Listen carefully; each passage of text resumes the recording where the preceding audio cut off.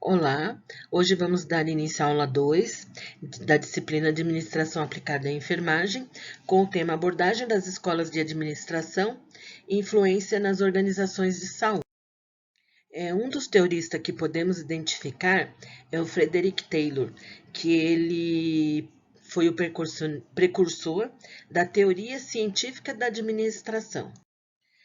A teoria científica, questões que estavam direcionadas à divisão do trabalho, à disciplina, racionalização dos métodos e sistemas de trabalho e a padronização da produção.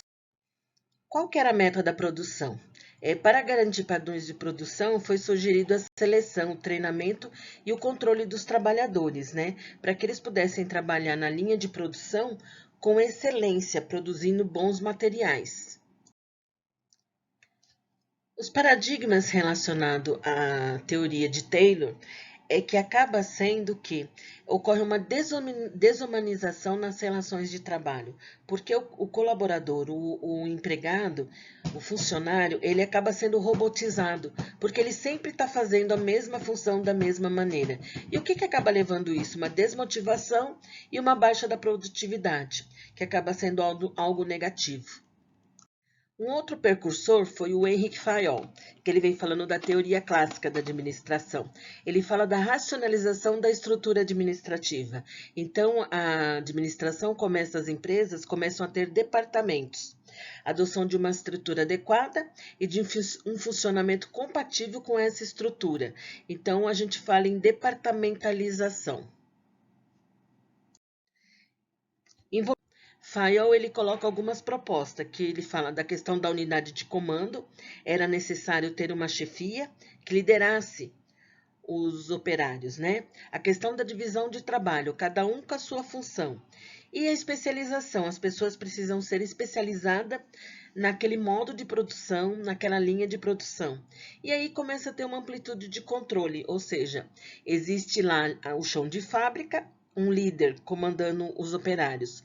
E, ao mesmo tempo, hierarquicamente, tem uma linha direcionada num nível maior de hierarquia. Seria, no caso, um diretor, um gestor geral, É outra teoria que nós falamos, burocrática, Que ela vem falando que é o principal teórico é o Max Weber, ele também era um sociólogo, E quais são as características dessa teoria? Visava a eficiência organizacional como objetivo básico.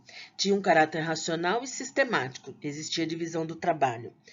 Era impessoal nas relações humanas, considerando o indivíduo apenas em função dos cargos, ou seja, a pessoa só era vista naquele momento do trabalho, como se ela não tivesse nada além daquele momento de trabalho. Determinação de procedimentos e rotinas, profissionais caracterizavam-se pela especialização técnica, pela remuneração condizente com o cargo e pela nomeação do chefe imediato, e pelo fato de não participarem do capital da organização. Teoria das relações humanas. A administração passou a valorizar o recurso humano, correspondendo a um deslocamento da ênfase da organização formal para a informal, ou seja, começa as pessoas se relacionarem de uma maneira mais próxima umas com as outras no ambiente de trabalho. Surge a teoria comportamentalista. Então, reforça a preocupação com as relações, que iniciou lá na década de 30, no processo de trabalho nas organizações, reconhecendo a propriedade de adaptação do ser humano e enfatizando a maneira satisfatória de realização do trabalho e não a melhor maneira de realizar o trabalho. Então, o profissional, o colaborador, ele tinha que encontrar a sua essência no momento do seu trabalho. Então, realizar um trabalho de maneira que o deixasse feliz e não fosse apenas uma obrigação. Na década de 60, surge a teoria dos sistemas. A teoria de sistemas foi introduzida na análise organizacional. Os sistemas existem dentro de sistemas, são abertos e suas funções dependem da sua estrutura. O sistema é entendido como um conjunto de partes que se relacionam cujos objetivos fazem com que o arranjo das partes não ocorra por acaso.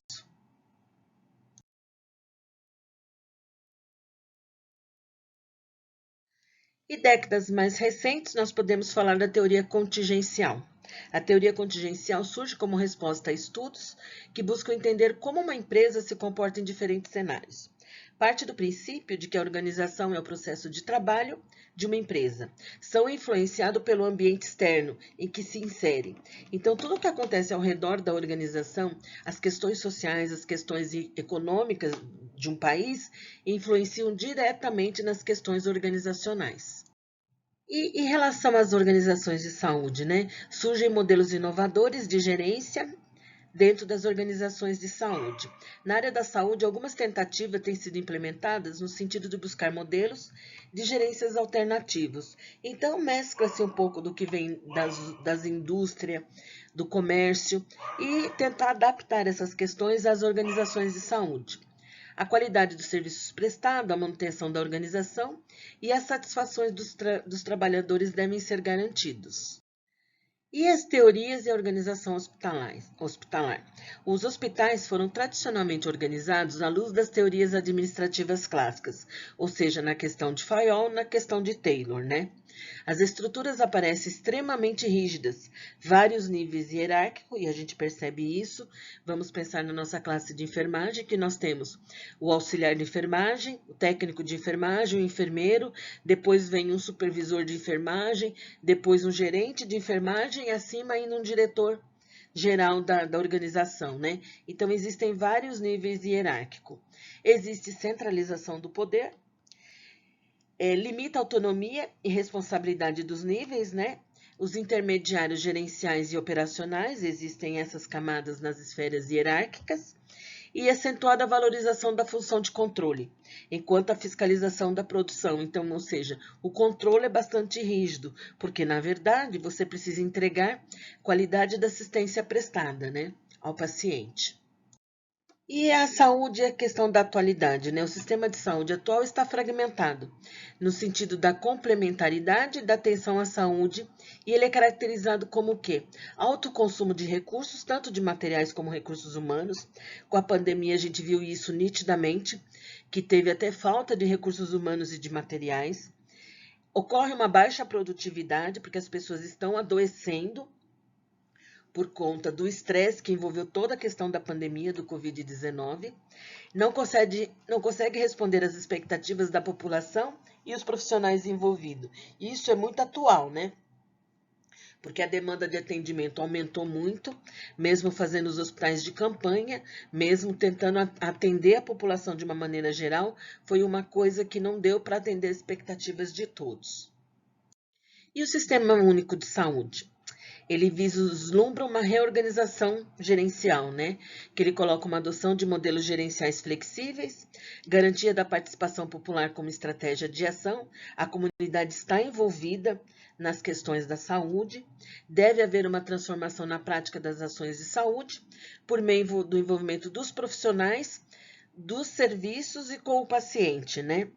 E alcançando resolutividade, né, nesse segmento. Consequentemente, transformações organizacionais por parte das instituições que prestam serviços de saúde. A gente começa a ver essa demanda nos vários níveis que surgiram de atendimento à população em relação ao SUS. Você tem a estratégia de saúde da família, você tem os ambulatórios de pronto atendimento, as unidades de pronto atendimento, também as UPAs, você tem os ambulatórios de atendimento a especialidades, né, para tentar alcançar um atendimento mais efetivo à população. Assim, com isso, extingue a questão da departamentalização, criação de unidades de produção conforme a lógica de cada processo de trabalho. Então, você tem a estratégia de saúde da família, atendendo a questão da prevenção e orientação à população. Você tem a parte de pronto atendimento para atender as urgências. E você tem o hospital como uma linha de retaguarda para os casos crônicos e de reabilitação. Os profissionais envolvidos com um determinado produto constituirão uma unidade de produção. Esse produto nada mais é as atenções realizadas pelas equipes em relação à população, em cada esfera de atendimento. E a lógica da organização? Você acaba rompendo a dicotomia estabelecida na atenção ao paciente em que cada profissional faz a sua parte. Não. Na verdade, você tem que visar a questão integralmente. O profissional, ele vai ver o paciente como um todo, ele não vai ver mais o paciente de maneira fragmentada, né? E o gerente, por sua vez, está consciente da necessidade de redefinição do seu papel na organização. Ele tem que gerir a sua equipe de maneira assertiva, de maneira a entender as suas necessidades, tanto dos seus colaboradores quanto da unidade que ele gerencia. E tudo isso acaba envolvendo o quê? Transformações e mudanças, né? Outras direções são seguidas, outros caminhos devem ser seguidos. E um dos caminhos principais é a comunicação, né? Ter comunicação efetiva e assertiva. A comunicação hoje, ela não é a comunicação hierárquica, de cima para baixo ou de baixo para cima. Na verdade, ela é uma comunicação lateral, onde ambos estão lado a lado para tentar resolver os problemas e alcançar a efetividade na assistência prestada ao paciente. Um grande aliado que nós temos nessa questão é o sistema de informação, que ele acaba utilizando, né, de uma maneira efetiva todas as informações do paciente para que possa se alcançar o atendimento eficaz ao paciente. Ou seja, todos os envolvidos no processo têm acesso ao prontuário do paciente. E precisa ter que esse sistema de informação, ele deve ser utilizado de maneira adequada, sem infringir os conceitos éticos, os preceitos, né, éticos e legais da nossa profissão.